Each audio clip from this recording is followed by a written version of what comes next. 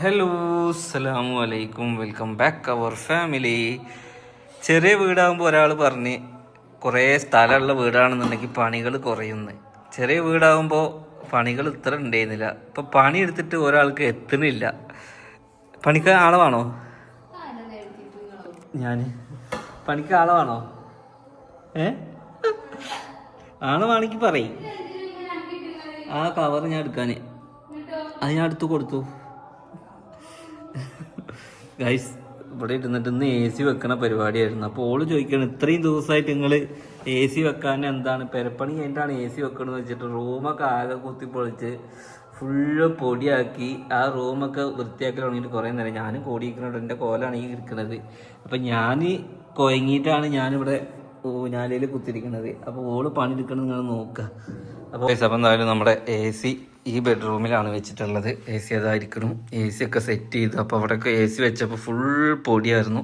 അപ്പോൾ ഇതൊക്കെ അടിച്ചോരി വൃത്തിയാക്കി തുടച്ച് പൊടികളെല്ലാം എടുത്തതിന് ശേഷം ബെഡ് വീണ്ടും ഇട്ട് എല്ലാം സെറ്റാക്കി എ സി ഒക്കെ ചാലുവായി. അതിന് ശേഷമുള്ള ഇവിടെ രാവിലെ തുടങ്ങിയ പണിയാണ്. അത് അവിടുത്തെ പണി കഴിഞ്ഞിട്ട് ഞങ്ങൾ നേരെ ഇങ്ങോട്ടാണ് വന്നത്. ഓക്കെ, അപ്പോൾ ഇനി ഇവിടെ വൃത്തിയാക്കി കൊണ്ട് നിൽക്കുകയാണ്. വൃത്തിയാക്കൽ അങ്ങോട്ട് കഴിയുന്നില്ല അല്ലേ?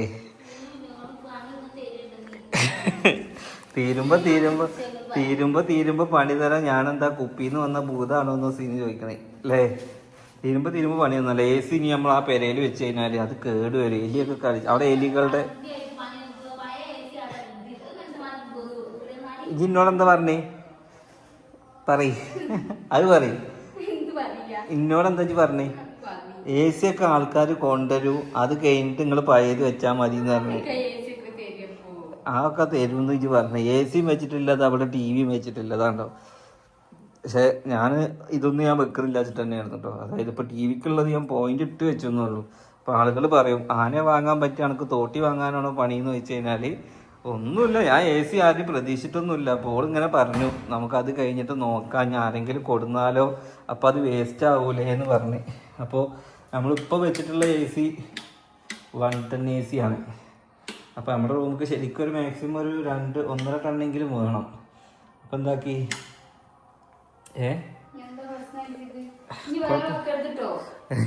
അത് മതിയോ?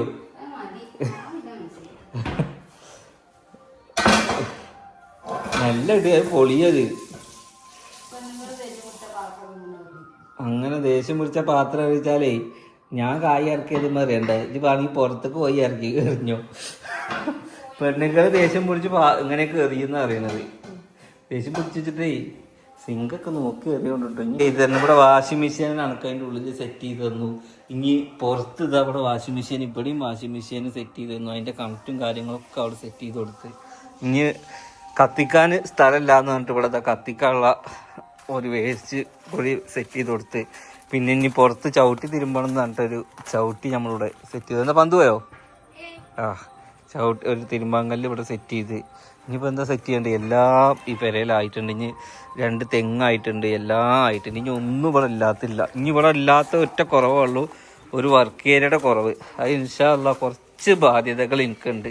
ആ ബാധ്യതകൾ ഇങ്ങോട്ട് തീർന്നു കഴിഞ്ഞാൽ ഇൻഷാ അല്ലാ നമ്മളെന്തായാലും ഇവിടെ ഒരു വർക്ക് ഏരിയ ഉണ്ടാക്കി, ഒരു അടുപ്പും ഉണ്ടാക്കി, വിറകും കാര്യങ്ങളൊക്കെ ഇവിടെ സെറ്റ് ചെയ്യും. ഈ ഒരു അടുക്കള ഒരു ഷോക്കായിട്ട് നമ്മൾ കൊണ്ട് നടക്കും ഗൈസ്, അല്ലേ? അതായത് എന്തെങ്കിലുമൊക്കെ ചെറിയ ചെറിയ ഫംഗ്ഷൻ, നമ്മൾ 3 ആളുണ്ടെന്നുണ്ടെങ്കിൽ നമുക്ക് ഈ അടുക്കളയൊക്കെ മതിയില്ലേ? ചെറിയ ഒരു നേരം തന്നെ വെച്ച് കഴിഞ്ഞാൽ 2 നേരം ഉപയോഗിക്കുന്ന രീതിക്കൊക്കെ ആക്കാം. പക്ഷെ ഒരുപാട് ആളുകളുള്ളപ്പോൾ നമുക്ക് ഈ കിച്ചൺ മെയിൻ്റെനൻസും കഴുകലും ഒക്കെ പാടാകുമ്പോൾ കിച്ചൺ വിനാശമാവും. അപ്പോൾ എപ്പോഴും നല്ലതൊരു വർക്ക് ഏരിയ ഒരു വീട്ടിൽ നല്ലതാണ്. സത്യം പറഞ്ഞു കഴിഞ്ഞാൽ ഇതുവരെയായിരുന്നു നമ്മുടെ കിച്ചൺ ഉണ്ടായിരുന്നത്, ഇവിടുന്ന് ഇങ്ങോട്ട് വർക്ക് ഏരിയ ആയിരുന്നു. അപ്പോൾ ഇതൊന്നിച്ച് ഞാൻ കിച്ചണാക്കി മാറ്റിയതാണ്.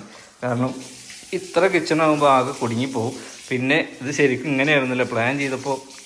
ഇത് ഓപ്പൺ കിച്ചണായിരുന്നു, അതായത് ഇവിടെ തുറന്നിട്ട് ഹാളുക്കുള്ള ഓപ്പൺ കിച്ചണായിരുന്നു. അപ്പോൾ ഞാൻ ഓപ്പൺ കിച്ചൺ ഒഴിവാക്കിയാണ്. കാരണം എന്താ വെച്ചാൽ നമ്മുടെ കിച്ചണിൽ നമ്മൾ എന്ത് ചെയ്താലും സ്മെല്ലും കാര്യങ്ങളും നേരെ ഡൈനിങ് ഹാളിലേക്കും അതൊക്കെ ഒരു പിന്നീട് നമുക്കൊരു ബുദ്ധിമുട്ടാവും. അപ്പോൾ നമ്മളത് ചെയ്തിട്ടില്ല. ഓക്കെ, അടുക്കള പണി കഴിഞ്ഞില്ല. അടുക്കള പണി കഴിഞ്ഞില്ലേ? ഞാൻ ഇതൊരു പണിയേ പണികളവിടെ വെച്ചോ. നാളെ ആ ചേച്ചിനെ വിളിക്കാം. ചേച്ചിനെ ഓൾറെഡി വിളിച്ചു വെച്ചിക്കണു ഗൈസ്. ചേച്ചിനൊക്കെ ഓൾറെഡി വിളിച്ചു വെച്ചിക്കണു. നാളെ ഞാൻ ചേച്ചി വരും പണിക്ക്. അങ്ങനെ വീട്ടിൽ പുതിയതായി പണിക്ക് ആള് വരികയാണ് ഗൈസ്. എന്നൂല്ലേ? ഇനി എന്നാ വേണ്ടി? ആവണില്ല അത്രേ. ഓക്കെ, ഞാൻ ഇപ്പം എന്തായാലും നമുക്ക് ഇന്ന് ഒരു വീട്ടിൽ ഇനിയൊരു പണിക്കാരത്തിന് വെക്കാം. കായ്ച്ചു കൊടുത്തോണ്ട് കേട്ടോ. അപ്പോഴും പറഞ്ഞില്ലേ വാങ്ങണ്ട വാങ്ങണ്ടേന്ന്.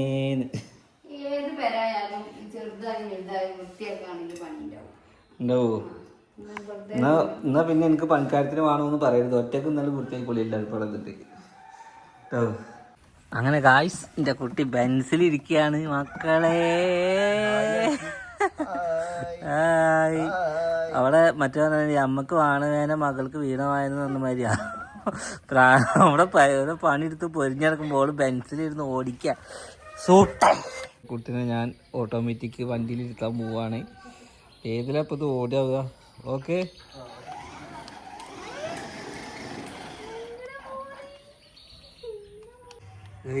പണ്ട് വീട്ടിലോട് കളിപ്പാട്ടം ചോദിക്കുമ്പോൾ ഓരോന്നല്ലെങ്കിൽ അവായി ചെരുപ്പിൻ്റെ ഇങ്ങനെ റൗണ്ട് എടുത്തിട്ട് കുന്തന വണ്ടി ഉണ്ടാക്കിക്കോന്ന് പറയും. അല്ലെങ്കിൽ മറ്റേ ചെവിയിൽ തൂക്കണതിന് എന്താ പറയാ? ആ, അച്ചിങ്ങണ്ട് ഉണ്ടാക്കുക. പിന്നെ റബ്ബർ ബാലൂൺ ഉണ്ടാക്കുക. നമ്മളൊക്കെ എന്താ പറയാ? ഉജാല വണ്ടിയില്ലേ? ഉജാല വണ്ടിയാണ് ഉണ്ടാക്കും. പോവന്നെ നിന്റെ കുട്ടി ഇരിക്കണ ഏതാന്നറിയോ? അങ്ങനെ എനിക്ക് ഇവിടെ ഇരുന്ന് എന്താക്കാം, കൈകാര്യം ചെയ്യാം, കൺട്രോൾ ചെയ്യാൻ പറ്റും. അഹങ്കാരം കൊണ്ട് പറയല്ല കൈ.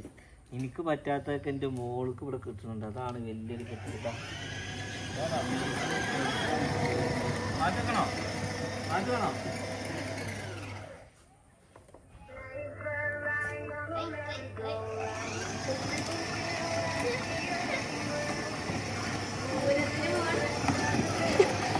പൂരത്തിന് കാളവേല പോണ ലൈറ്റൊക്കെ ഇട്ടിട്ടാ പോണ്. അതാ ചെടിയൊക്കെ ഇടിച്ച് മറിച്ചു കുട്ടി.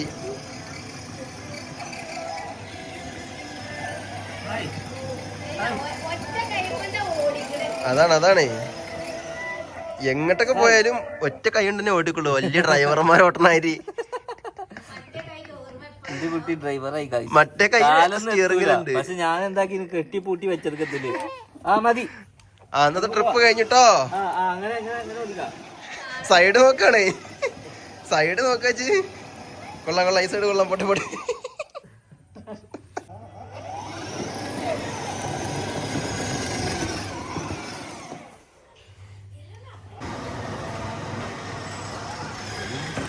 ഹലോ മോളെ, എങ്ങനെ ഉണ്ടായിരുന്നു എന്റെ എക്സ്പീരിയൻസ്?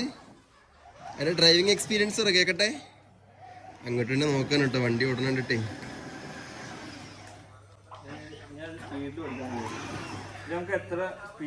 രണ്ട് മൂന്ന് മോഡുണ്ടല്ലേ സ്പീഡ്. അതായത് ഞാൻ അതിന്റെ ടയർ ഇതിൽ ഞെക്കുമ്പോ അതിന്റെ ടയർ ഓട്ടോമാറ്റിക് തിരിയുന്നുണ്ടല്ലേ. നമ്മള് സാധാരണ സിസ്റ്റം തന്നെ. നല്ല സ്പീഡ് ആണെങ്കിൽ പോവാ. അതേമാതിരി നമുക്ക് റിവേഴ്സ് അടിച്ച് പിന്നെ നേരെ ഇതിലെ കൺട്രോൾ ഏരിയയിൽ വേണമെങ്കിൽ നമുക്ക് വിടാം. അതായത് ഇപ്പൊ നമുക്കിത് പിന്നാമ്പുറത്ത് കൂടെ ഒക്കെ പോകുന്നത് കാണിച്ചാൽ ആ മെറ്റിലൊക്കെ പോവും. ഓ പായണു.